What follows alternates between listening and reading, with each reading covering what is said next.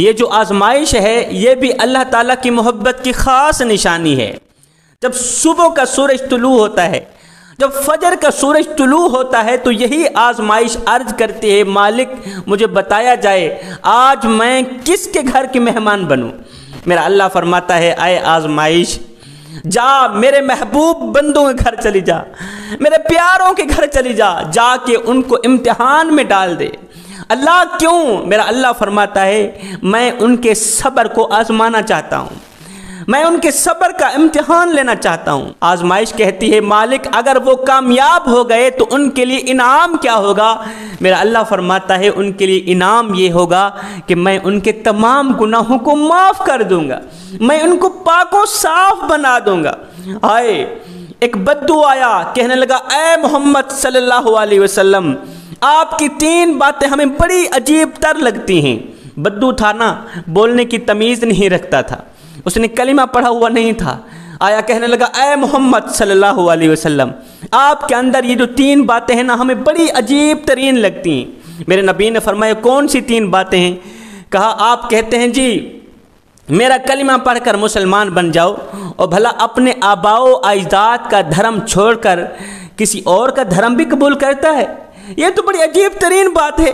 دوسری بات یہ ہے آپ یہ جو کہتے ہیں کہ ایک دن آئے گا سارا عرب کلمہ پڑھ کر مسلمان بن جائے گا، یہ کیسے ہو سکتا ہے؟ ایک بندہ کلمہ پڑھنے کے لیے تیار نہیں، اور آپ کہانیاں سنا رہے ہیں، کس سے سنا رہے ہیں کہ ایک وقت آئے گا سارا عرب کلمہ پڑھ کر میری غلامی میں آ جائے گا۔ تیسری بات یہ ہے کہ آپ کہتے ہیں کہ ایک وقت آئے گا کیسر، روم، فارس یہ سب کے سب کلمہ پڑھ کر میری غلامی میں آ جائیں گے۔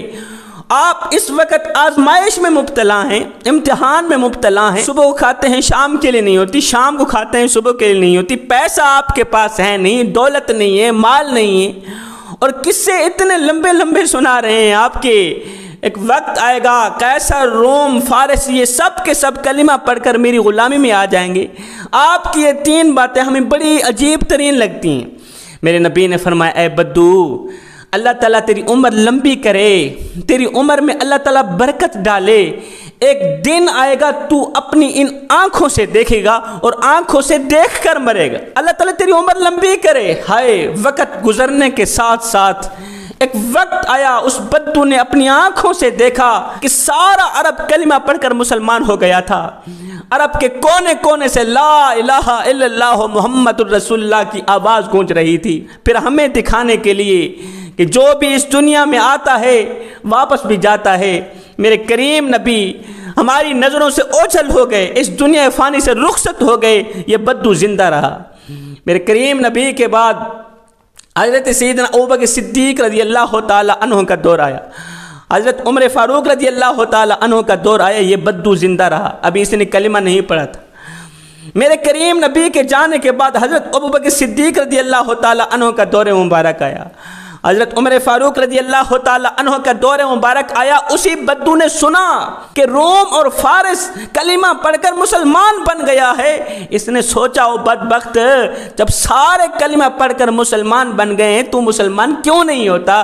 اب یہ کلمہ پڑھ کر مسلمان بن گیا، جب یہ بدو کلمہ پڑھ کر مسلمان بن گیا، اب یہ جب بھی مسجد نبوی میں آتا تو امیر المومنین حضرت سیدنا عمر فاروق رضی اللہ تعالی عنہ کھڑے ہو کر ادباً احتراماً اس بدو کا استقبال کیا کرتے تھے، آپ کو بڑی عزت دیا کرتے تھے۔ لوگ کہتے یا امیر المومنین یہ تو نیا نیا مسلمان ہے، آپ اس کو بڑی رسپیکٹ دیتے ہیں، بڑی عزت دیتے ہیں، یہ کیوں؟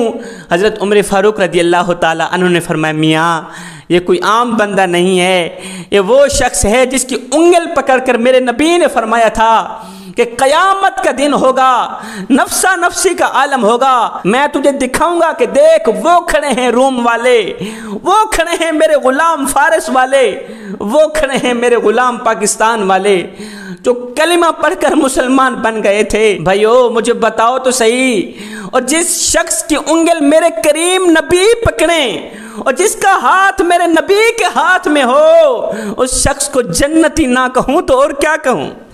جس شخص کا ہاتھ میرے نبی کے ہاتھ میں ہو، جس شخص کے ہاتھ کی نسبت میرے نبی کی نسبت سے مل جائے، उस शख्स को जन्नती ना कहूँ तो और क्या कहूँ।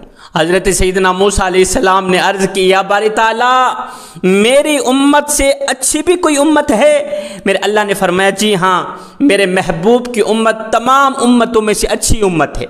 या बारी ताला फिर तो वो आपकी प्यारी उम्मत होगी, फिर तो वो आपको बड़ी महबूब होगी। मेरे अल्लाह ने फरमाया, इतनी कि उनके हाथ उठने से पहले पहले उनकी दुआएं कबूल कर दी जाएंगी, उनकी किसी भी दुआ को रद्द नहीं की जाएगी।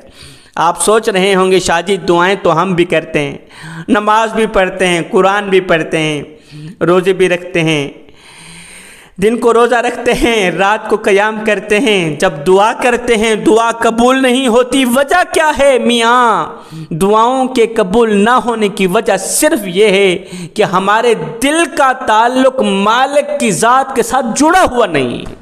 ये जो तार है ना, ये जो लाइन है ना, ये लाइन कटी हुई है। दिल की जो लाइन है, ये लाइन कटी हुई है। जब लाइन कटी हुई है तो फिर चाहे आप ज़िंदगी में 100 हज कर लें, सारी ज़िंदगी नमाज में गुजार दें, सारी ज़िंदगी रोज़े में गुजार दें, जब तक ये लाइन फिट नहीं होती, ऊपर वाले से जुड़ती नहीं, कोई भी चीज़ कबूल नहीं होती, दुआएं कबूल नहीं होती। जवानों खुदारा अपने दिल का ताल्लुक़ अपने करीम रब के साथ जोड़ लो।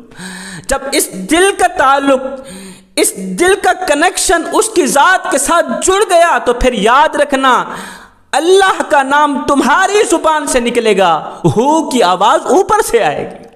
अल्लाह का नाम तुम्हारे मुंह से निकलेगा, हू की आवाज़ ऊपर से आएगी। मेरे नबी ने फरमाया, सहाबा मैं अल्लाह का हबीब हूँ, मैं अल्लाह का हबीब हूँ।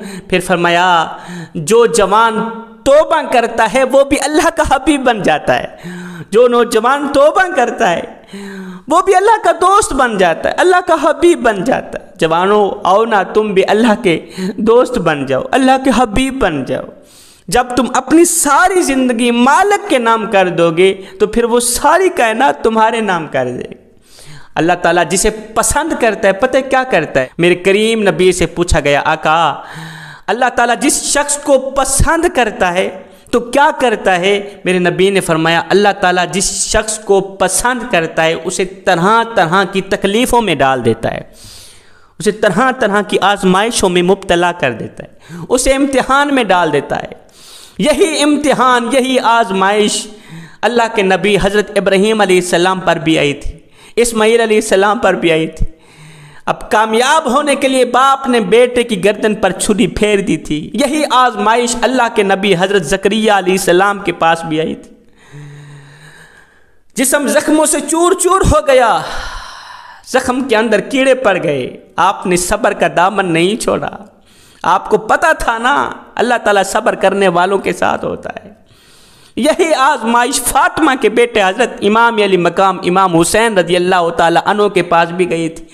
आपने भी सब्र का दामन नहीं छोड़ा था। कड़ियल नौजवान अली अकबर लुटा दिए, अली असगर लुटा दिए, कासिम का शबाब लुट गया, ओनो मोहम्मद लुट गए।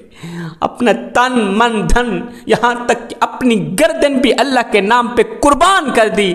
आजमाइश को वेलकम किया, आजमाइश को वेलकम किया, खुशामदीद कहा, इसलिए कि आप जानते थे ये जो आजमाइश होती है ये अल्लाह की मोहब्बत की ख़ास निशानी होती है।